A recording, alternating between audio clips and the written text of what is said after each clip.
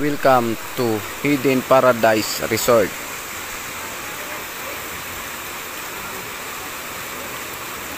Let's go, ikutin na natin to. Tara, pasok tayo mga boss.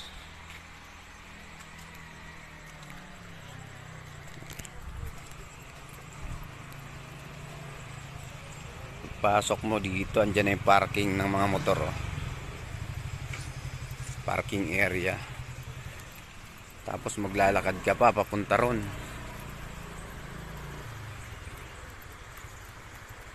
Pagbaba mo mga boss, ito kagad bubungad sa'yo yung unang pool nila. Ayan, oh.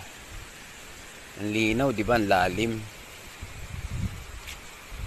Tapos ayun yung pangalawang pool. Doon, yun.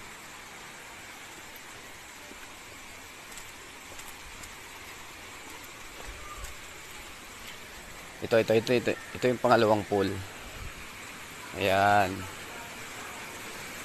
Ito yung malalim. Tapos dun sa ano, mayroong pool na maliit. Ayan yung mga cottage nila, oh. Yan. Tapos ito yung nagbago sa kanila. Ito.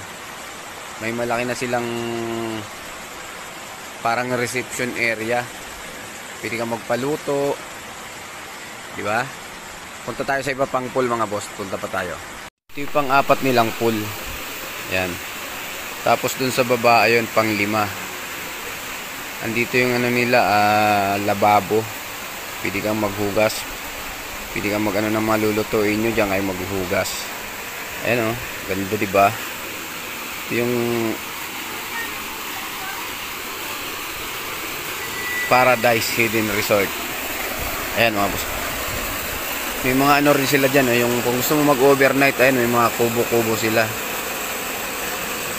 Di ko alam kung magkano yung rent dyan, itatanong pa natin. Ayan, oh. Pwede kayo mag-overnight dito. Alam ko may isa pang pool dun sa baba, yung pang-6. Tignan natin, check natin. Tara, let's go. Ito yung pang-6 tsaka pang-7 swimming pool nila. Ayan, oh.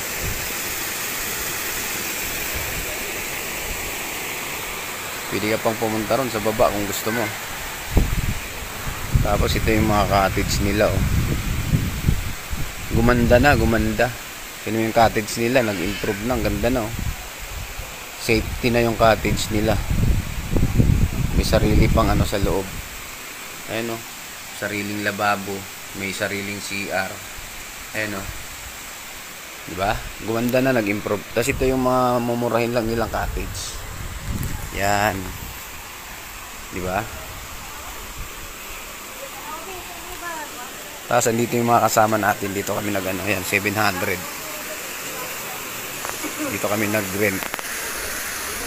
Ayan mga tropa pits natin, no. Ganda ng mga swimming pool dito, mga boss. Ayan, no.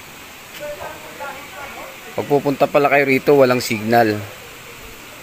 Walang signal dito, mga boss. Pero nag-ano na sila rito.